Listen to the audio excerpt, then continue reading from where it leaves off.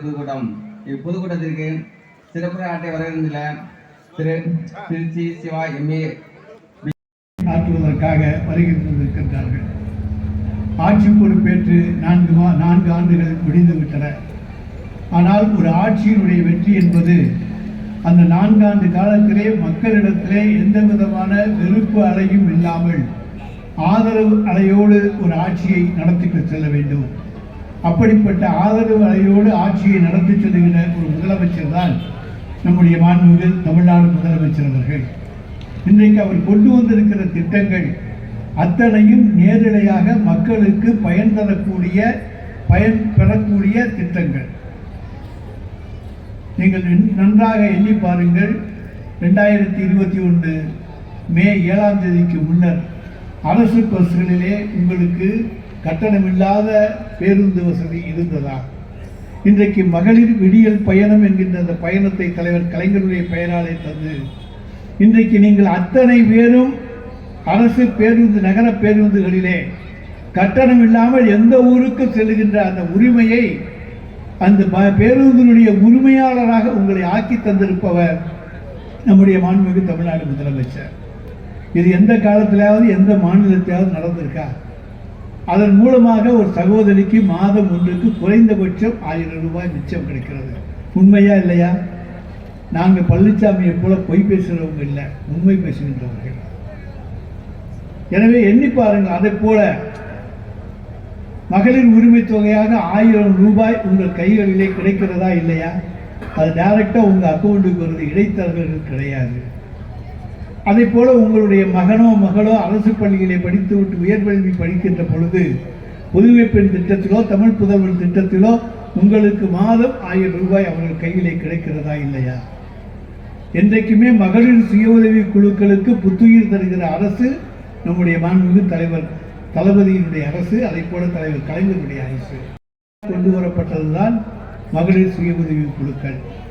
இன்றைக்கு அந்த மகளிர் சுய உதவி குழுக்களுக்கு மீண்டும் இன்றைக்கு புத்துயிர் தந்து ஒரு பெண் தன் சொந்த காலிலே நிற்க முடியும் என்கின்ற அந்த நிலையை மீண்டும் தமிழ் மண்ணிலே உருவாக்கி இருக்கிற தலைவர் நம்முடைய மாண்புமிகு தமிழ்நாடு முதலமைச்சர் தலைவர் தளபதி அவர்கள். எனவே நாங்கள் ஆட்சிக்கு வர்ற போதெல்லாம் பெண்கள் கையிலே காசு இருக்கும். உண்மையா இல்லையா? இன்னைக்கு 2021 மே 7ஆம் தேதிக்கு முன்னால ஒரு சகோதரியை பார்த்து ஒரு 100 ரூபா கொடு 50 ரூபான்னு கேட்டா இந்த கையில காசு இல்லை போயான்னு சொல்லக்கூடிய நிலை. ஆனால் இன்றைக்கு மாண்புமிகு தமிழ்நாடு முதலமைச்சராலே எனக்கு பேருந்து கட்டணத்தில் 1000 ரூபாய்க்கு மேல் மிச்சம், மகளிர் உரிமை தொகையாலே 1000 ரூபாய் கிடைக்கிறது.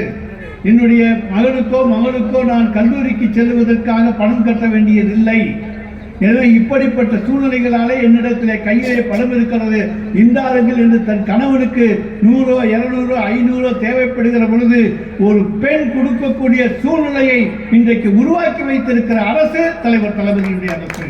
உண்மையா இல்லையா? உங்க கையில் இன்னைக்கு பணப்புழக்கம் இருக்கிறதா இல்லையா? அதுதான் ஒரு ஆட்சியினுடைய வெற்றி. எனவே இந்த ஆட்சிக்கு எதிரான அலை கிடையாது என்பது இன்றைக்கு அத்தனை பேரும் ஏற்றுக்கொண்ட ஒன்று. பாவம் பழனிசாமி பொய்யான வதந்திகளை எல்லாம் பரப்பி பார்க்கிறார். மகளிருக்கு பாதுகாப்பு இல்லையா தமிழ்நாட்டில்? இன்னைக்கு அவர் பாவம் ஏதாவது ஒரு மாநிலத்துக்கு போய் பார்த்தா தெரியும், அங்கேதான் கேஸே ரிஜிஸ்டர் பண்றது கிடையாது. இதை ரிஜிஸ்டர் பண்ணிட்டு நமக்கு என்ன அக்கா போறது விட்டுடுறாங்க. ஆனால் பெண்கள் தைரியமாக வந்து வழக்கு தாருங்கள். உங்களுக்கு ஏதாவது அநீதி இழைக்கப்பட்டால் உடனடியாக நாங்கள் நடவடிக்கை எடுப்பதற்கு தயாராக இருக்கிறோம் என்று உங்களுக்கு தைரியத்தை தந்திருக்கிற அரசு தலைவர் தளபதியினுடைய அரசு. அதனால பெண்கள் இன்னைக்கு தைரியமாக காவல் நிலையத்துக்கு வர்றாங்க. பொள்ளாச்சி சம்பவத்தில் 15 நாள் போராட்டம் நடத்தி அதுக்கப்புறம் எஃப்ஐஆர் போட்டாங்க. இப்போ போன உடனே கையில் இருந்தாங்க உங்களுக்கான நீங்கள் கொடுத்த மனுவுக்கான ரசீது என்று தந்து விசாரித்து உடனடியாக முதல் தகவல் அறிக்கை தரப்படுகிறது. ஏதாச்சும் 1-2 சம்பவம் எங்கேயாச்சும் நடக்கும், அதை வைத்துக்கொண்டு பெரிதாக சொல்லுவார்கள். அதிலையும் எடப்பாடி பழனிசாமி அவர்கள் சொல்லவே வேண்டாம். யார் அந்த சார் என்று அண்ணா பல்கலைக்கழகத்தினுடைய அந்த ஒரு சம்பவத்திலே மகளிர் சகோதரிக்கு ஏற்பட்ட அந்த சம்பவத்திலே கேட்டார். நீதிமன்றமே சொல்லிவிட்டது, இங்கே வேறு யாரும் 3வது நபர் கிடையாது. அவர்களுடைய அறிவியல் பூர்வமாக நிரூபிக்கப்பட்டிருக்கிறது. அந்த அலைபேசியிலே இருந்து வேறு யாருக்கும் அங்கே இருந்து தகவல் செல்லவில்லை, யாரோடும் அவர் பேசவில்லை. வேண்டுமென்றே அங்கே இருக்கின்றவர்களுக்காக சைலண்ட் மோடில் வச்சுக்கிட்டு ஃப்ளைட் மோடில் வச்சுக்கிட்டு ஹலோ ஹலோ என்று பேசி இருக்கிறார். சார் சார் என்று சொல்லியிருக்கிறார். வேறு எந்த சாரும் இல்லை, அவர் தான் அந்த சார் பழனிசாமி சாரை தவிர வேறு எந்த சாராகவும் இருக்க முடியாது. எனவே இல்லாத பொய்களை சொல்லி மக்களை குழப்ப பார்க்கிறார்கள், மக்களை பயமுறுத்த பார்க்கிறார்கள், அச்சுறுத்த பார்க்கிறார்கள். பாதுகாப்பு இல்லைன்னு சொல்லிட்டா பெண்கள் வெளியே வர மாட்டாங்கன்னு நினச்சிக்கிட்டு இருக்காரு. தமிழ்நாட்டு பெண்கள் கெட்டிக்காரங்க, எங்களுக்கு பாதுகாப்பு இருக்கையா, நான் ராத்திரி 12 மணிக்கு போவேன்னு சொல்லி நிரூபித்து காட்டக்கூடிய பெண்கள் நீங்கள் என்பதை அவர்கள் மறந்து விட்டார்கள். எனவேதான் இன்னைக்கு பெண்களுடைய ஆதிக்கம் இன்னைக்கு வர வர அவங்களுக்கு பயம். மகளிர் ஓட்டு வங்கி பூரா நம்மளை விட்டு போயிடுச்சே, அதனால ஏதாவது ஒரு அச்சுறுத்தல்களை, பொய்யை, வதந்தியை கிளப்பி விடுவோமா, அதுக்கு சந்தர்ப்பம் கிடைக்காதா என்று பார்க்கிறார்கள். எதுக்கும் சந்தர்ப்பத்தை மாண்புமிகு தமிழ்நாடு முதலமைச்சர் தரமாட்டார். கவலையே படாதீங்க. ஒரு மாணவன் சொன்னான், அதாவது பழனிசாமி முதலமைச்சராக இருக்கிற பொழுது அவருடைய ஆசிரியர் கேட்டார், கம்பராமாயணத்தை படிச்சிருக்கேன். இல்லைங்க நான் படிக்கலைங்க. ஏன்? புஸ்தக கடையில் போய் கேட்டேங்க, அந்த புஸ்தகம் கிடைக்கலையா அப்படின்னா. ஏண்டா கிடைக்கல? இந்த தான் நான் தான் கையில் வச்சுருக்கேன், எல்லா கடையிலையும் கிடைக்கிது, நீ என்ன? ஆனால் நீங்கள் வேறு தமிழ்நாடு முதலமைச்சர் எடப்பாடி பழனிசாமி சொல்கிறத கேட்பீங்களா, நான் நீங்கள் சொல்கிறத கேட்குறதான்னா? ஏண்டா அவர் என்னடா சொன்னார்? அவர் சேக்கிழார் எழுதிய கம்பராமாயணம்னு சொல்லியிருக்காரு. அந்த சேக்கிழார் எழுதின கம்பராமாயணத்தை நான் கடைகடையாக போய் தேடினேங்க, எந்த கடைக்காரனும் இல்லைன்னு சொல்லிட்டேன், அதனால நான் படிக்கிறேன். அதாங்க நிலைமை. அப்படிப்பட்ட அதிபுத்திசாலி நம்முடைய முன்னாள் முதலமைச்சராக இருந்து இன்றைய எதிர்க்கட்சி தலைவராக இருக்கின்ற, நாளைக்கு ஆட்சிக்கு வர ஆசைப்படுகின்ற பகற்கனவு காணுகின்ற பழனிசாமி. அந்த பகற்கனவும் படிக்காது. இங்கே இருக்கிறவங்களும் நினச்சிக்கிட்டு இருக்காங்க தமிழ்நாட்டு மக்கள்லாம் முட்டாள்கள் அல்ல, இவர்களைப் போல கெட்டிக்காரர்கள் எந்த நாட்டிலும் இந்த மாநிலத்திலும் கிடையாது. அவங்களுக்கு தெரியும் யாரை தேர்ந்தெடுத்தால் நமக்கு நன்மை, யாருக்கு ஓட்டு போட்டால் நமக்கு நல்லது நடக்கும், யார் வந்தால் நமக்கு நல்லதை செய்வார்கள். இந்த 4 ஆண்டு காலத்தில் பார்த்திருக்கிறார்கள் தமிழ்நாட்டு மக்கள். எந்த காலத்திலும் இல்லாத அளவுக்கு இன்றைக்கு சாலை வசதியை செய்து வந்திருக்கிறோம், எந்த காலத்திலும் இல்லாத அளவுக்கு இன்றைக்கு உயர்கல்வி வசதியை செய்து வந்திருக்கின்றோம். இன்றைக்கு இந்தியாவிலே அதிகமாக உயர்கல்வி படிக்கின்ற பெண்களுடைய எண்ணிக்கை தமிழ்நாட்டில் தான். வேலைக்கு போகின்ற பெண்களுடைய எண்ணிக்கை தமிழ்நாட்டில் தான். எல்லாத்துலேயும் நம்பர் 1. அப்புறம் எங்கேயா பெண்களுக்கு பாதுகாப்பு இல்லை?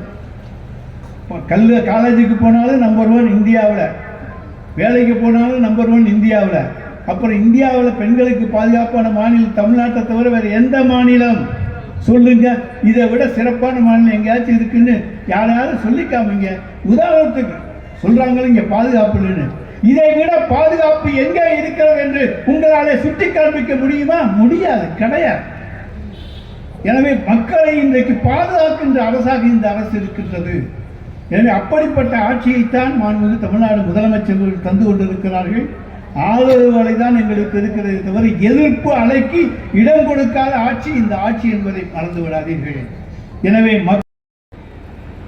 இன்றைக்கு தொலைக்காட்சிகளிலே சுருக்கமான பேட்டிகளில் சுருக்கென்ற கருத்துக்களை எடுத்து வைத்து எல்லோருடைய மனதிலும் இடம்பெற்று எதிரிகளை நடுங்க செய்து கொண்டிருக்கின்ற மாண்புமிகு அமைச்சர் அண்ணன் ரகுபதி அவர்களே,